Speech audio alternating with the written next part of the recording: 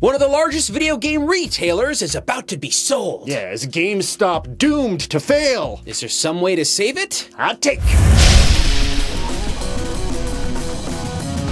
If you're a gamer out there, likely you have shopped at GameStop, one of the largest retailers for video games on the planet. And if you don't know what GameStop is, that probably means you live in a country where it's called EB Games. Regardless, though, they're a very big deal. Yeah. I've gone there to shop for video games. I know you have. Yeah. But lately, things have not been so good. Yeah, according to the Wall Street Journal, GameStop, there could be some folks looking to buy up GameStop. And that's not surprising because GameStop has basically been bleeding money. If you've been paying attention to their quarterly reports for the last couple of years, it's like, Yeah.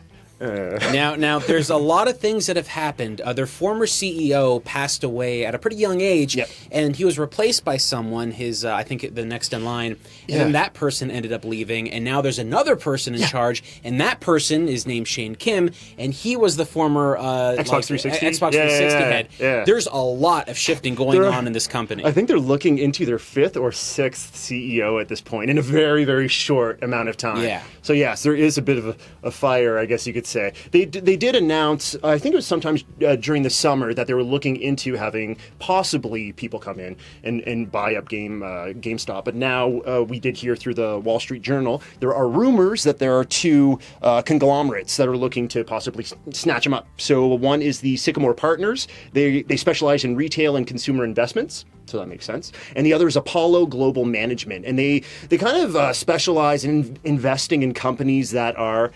not doing so well. They try to come in and then, they obviously buy a bit cheaper and try to bring back whatever the brand is. Sure. I mean, GameStop has a ton of locations all over. I mean, honestly... And EB. EB, yeah. For us. There's a whole bunch of these locations all over in malls, in strip malls, in, like... standalone locations. You see them all over the place. Yeah, it's the synonymous, it's the game store, the corporate game store, right? So, and as video game sales increase and people keep buying games, you would think that people would be going to the stores. However, from our own personal opinion, we've been to GameStop locations and we've been to EB Games locations recently, and we have no idea what they're doing anymore. Yeah, so there's a lot of... I was looking into a bit of the background. I'm like, well, why? Why is all this happening? GameStop is so famous, and, the video games they're huge. Yes. It's the #1 source of entertainment now, literally. It just is. Video games are enormous. There's a lot of problems. When you walk into a GameStop, immediately, you notice... it's not all about the games, right? GameStop they bought up Think Geek several years ago, and we did see them kind of bring a lot of their products into their stores. But besides those, also a lot of other stuff. Shot glasses, mugs, maybe not shot glasses, mugs, t-shirts. Yeah, a lot of clothing. Pop action figures. Too many pop action figures. There's records, there's a bunch of stuff. Some stuff doesn't even have anything to do with a video game property. Yes. Which is bizarre. So here is the problem I've had. Whenever I go to an EB Games or a GameStop location, I'm looking specifically for video games. Oh, really? And the actual amount of video games they have in the store now has been very reduced to the point where you rarely ever see anything in there. Now, I remember way back when they were buying a whole bunch of games from people from a whole bunch of older systems. Yeah. And they eventually stopped doing that. And what I'm to understand had happened was they took a majority of the stuff they had purchased and either fire sold it, which means they sold it at super reduced amounts of income or money, or they threw it out. I know several people that have told me in person that when they worked at GameStop, they would have too many of a copy of a game, so they would just chuck them. Seriously, that's problematic. Do you start to see the problems with this company right now? They have no control over how weird everything is operating, and I think that there are clear ways to fix things. Sure. But they didn't know those things. They didn't know how to do it at the time period that they were doing all these things. We have to talk a little bit about just how video games are sold in GameStop, because right now the margins for GameStop, to sell a new game, it's next to nothing. Yeah. So employees are incentivized to sell used games. Yeah. They have this thing at GameStop called the Circle of Life. The Circle of Life. Where people are incentivized to, buy a game and then when you're done with that game, go back to GameStop, and then you sell it back, and then buy another like used game. Employees are pushed heavily to make people buy used games because the margins are bigger there. Sure, yeah. Right? This is one thing that I'm always very disappointed when I go to a GameStop or an EB Games. When you buy a used game, sometimes the prices are okay, but very rarely, very, very rarely. Usually, if you're buying a used game, it's like $2 or maybe up to $5 lower than the new price. Sure. So if I'm looking at a copy of a used game for $2 or the exact same game next to it, mint, I'm probably going to buy the new game. Yeah, right? That's pretty much how it would go. Yeah. But yeah, so basically employees are being pushed to sell used games, and I don't think that consumers are being incentivized to buy used games because it's like the price is outrageous. Even extended warranties or insurance protection plans on your games. Every time I buy a game at EB Games, they always tell me, do you want disc protection services? And I'm like, no, this is a Switch game. It doesn't have a disc. And then they're like, what? And they're like, there are problems, okay? There are issues. They shut a shutter that you didn't know was there. What? It's like, okay, I have been... There are people that work at EB Games right now who like working at the company. Yeah. They enjoy working there. They like working around video games. They like helping people buy video games and explore games. When I think of a video game retailer, I think of the smaller locations I've been to. I'm talking about Retro Replay. Yep. I'm talking about... just like mom and pop shops. Yeah, mostly. exactly. Yeah, and I'm with you there because even though there are great, of course, great employees, we've seen many at EB and GameStop. It still feels very much like a corporate. No, you're here to buy stuff, and like the employees are being pushed to sell things to you. It's not like it. Very rarely feels like it's a legitimate, like passionate conversation with someone that loves video games. So we can go to Retro Replay and we can talk to Mike, who owns the place, and it's great. Right? Because there's a passion there. And while, there's no denying that the employees are passionate at GameStop, there's this lingering cloud of corporate that's there, right? And like they don't want to ask you those questions like, do you want the extended warranty and stuff? It just happens, because they have to do it, They right? have to. If their manager's there... We've been to several locations across North America. We've seen, we went to East Starland very recently where they sold a whole bunch of bulk items of games that we ended up getting great prices on, and they're things that you can't find anywhere else. So they do exclusive purchase of that. We just bought a boxed brand new copy of Point Blank 3 for the PlayStation original. Like, I mean, you don't see that stuff hanging out everywhere, but when you see it in the store, you want to buy it. Mm-hmm. And everyone that walked in that store was buying something when they left out. Yeah. That doesn't happen with GameStop. When you go to a group like Classic Game Junkie in Pennsylvania, that's one of our favorite stores to go to whenever we go to Too Many Games. That store has an amazing collection of interesting items all over and great prices.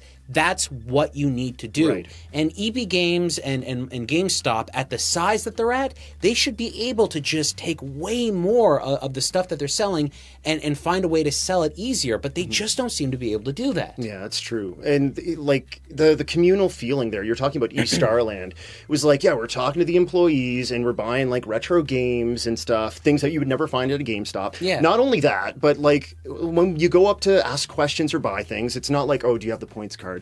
You should buy this copy of the game or whatever. Just like, oh, that's what you want? Cool. And like, it seems like just such a friendly sort of transaction. I appreciate shops like that. And you know what? I also appreciate very much supporting the community at swaps or conventions. Sure. Like to me, again, those are more like familial atmospheres. It doesn't feel so cold, right? But that's the problem, right? GameStop shouldn't be this cold place. Yeah. It should be a place that it welcomes gamers. It has events for things. Look, I remember when certain games were being launched, you line up for like opening day or like opening day, launch day. Sure. A launch day for big games like Halo, midnight releases and stuff like that, right? The new Final Fantasy games, whatever, Gears of War. I remember every single time I went to a GameStop for a midnight release, and I'm just speaking about the one that I would go to. We would line up. They would stand there, and then they would hand us advertisements, and nothing would happen at all. I mean, seriously? I've been to premieres for movies where way more stuff is happening, right? Like where they're doing all these amazing things. Once you have gamers lining up to buy a game, you can do anything with them. You can have tournaments going on. You could, like, okay, the fact that they were throwing out games that they had bulk of, why not give those away with every purchase? Right? They can't, right? Why not? Why not? Yeah, well, because it's against their policy to do that. Because They made the policy. Change the policy. I don't want to hear that. They have a policy. They also have a policy to be jerks sometimes. Break the policy. Let's say you have 5 copies of that game and you want to get rid of 4 so that you're not overstocked. That one game's on the shelf for $40, and then another person comes in and gets it for free. There's going to be some issues there. There's ways to do it. I know. Raffles, whatever. I'm just saying. I have always liked going to video game stores, and GameStop was one of those places. Even if I say I don't like going to GameStop, I still go to GameStop. But lately, when I would go through the mall and I see the GameStop there, I'm like, I'd rather go to the hair salon next door that I never had my hair cut at, because I think I'm going to have more fun there overhearing somebody talk about some stupid store while they're getting their hair cut than at the GameStop, because literally at that GameStop, they sell nothing I'm interested in anymore. Yeah, I'm with you. I don't go out of my way to head to a GameStop or an EB, for example. Sometimes you just wind up in that store. And what we were saying before, I don't want to make it sound like they should be throwing out those games. Sure. I agree with you completely. There should be some sort of raffle or giveaway or something to make sure that those games are put out there. I was just kind of looking at it from their perspective, I guess. Another big thing about these EB and GameStop, something that I guess is cutting into their numbers, is the looming presence of an all-digital future. A lot of people are going to, they're just buying things on the PlayStation Store or on the Switch Online store, and they're just not buying physical media anymore. That's true. When you have a brick-and-mortar store, that's going to be a problem. Yeah, but do you know how the other stores have figured it out? Selling games that aren't on digital, right? They figured out with the retro market and stuff that there are places there where people still want those older things. Look, you can sell items there. I bought a floor mat at EB Games. The one here? The GameStop. Yeah. I actually bought that. I don't know why. It's Fallout. It was the last thing on my mind. I'm like, I just want a floor mat for this room. Where am I going to go? I guess I'm going to go to GameStop, and it happened. I can't imagine that's a thing. We bought a Mario Star Topper for our Christmas tree. It's cool if they have those things, but wouldn't it be great if I left with a game at the same time? Like, the whole reason people go to the store is to buy video games. If they don't have video games, people will stop going to the store, because I'm never going to go to the store to be like, oh, this is where they sell floor mats. Oh, this is where they sell Christmas tree toppers. Oh, this is where they sell shirts. That's not what the store is for. It shouldn't be. And if they are going to sell trinket items like that, well, 10% of your store has things like that, right? Like, we're literally looking at some stores that have like 50% of their merchandise is that. So, okay, we were talking about how GameStop could possibly bring in more of a consumer, brick-and-mortar consumer audience if they have retro games, which is great. I almost think that, like, in the future, if they do want to pull in people, we were talking about a familial experience, the ones that we get at, like, conventions or at game swaps. Why not sort of integrate in? I know GameStop locations and EB locations are a specific size, but let's say another company buys them out and they decide to go in a whole different direction and maybe invest a lot of money into them. I would love to see like a franchise that's almost like how bookstores are being done now. Yeah. Where you pick up a game off the shelf and say, hey, this looks interesting. And they're like, oh, well, we have PS4s plugged in over there. Sit down and like talk to people and like have a community there. It's not just a place where you enter, pull something off the wall, pull a pop minifig, and then get the heck out of there. Stay a while and listen. You know what I mean? I agree. That would be amazing. Look. Let's say you have 16 versions of the same game and they're burning a hole in your wallet, right? You got to make sure you sell those games. So why not put the game up, have people play it, and go get this game? Right. Oh, here's an idea. Stop buying sports games every year. You never need to accept a trade-in for a sports game. Why would you ever do that? Do you know how many copies of sports games I've seen on video game store shelves? Nobody needs them. They only exist for that 1 year, and you never need to get them again. That's it, unless it's NBA Jam. That's like the one instance where you could get that one again and again, or maybe Mutant League Football. But you know what I mean? Like, that doesn't happen very often. There are games that are sold in huge bulk orders that nobody really needs to buy again, and I don't think there's a really good reason to accept those in trade-in. Even if you accept them for like 50 cents on the trade-in, you're still accepting you're giving way too much for those things. Nobody needs that. But if you've got like 6 copies of, I don't know, Call of Duty Black Ops 2, that game is still fun to play, and there are people out there that don't have it. I think that's the way to go about this. It makes a lot more sense to me. 360 games, even though I've seen very few in the most recent GameStop stores I've been in, 360 games are now, you can rebuy them, play them on the Xbox original, right? Or Xbox One. So now you've got rid of stock that you could have resold to new consumers. Yeah, they didn't have the forethought. No one knew that was going to happen. But if they did keep extra stock, like you said, they're doing that big retro initiative, and I remember that as well. And I never saw any of those games in the stores. Yeah. And if there was more of a retro sort of collection of games, that would bring in a certain audience, and they'd probably stick around a little bit more. Look, whenever I went to an old video game store, one of the big things that would happen is they would have screens up so you could play games. It was a communal experience. Yeah. Yes, it's true. You go to one of those locations, there's going to be some parent that walks by, tells their kid, go in there, spend an hour, and they're going to play video games. That's going to happen. Yeah. But I was one of those kids.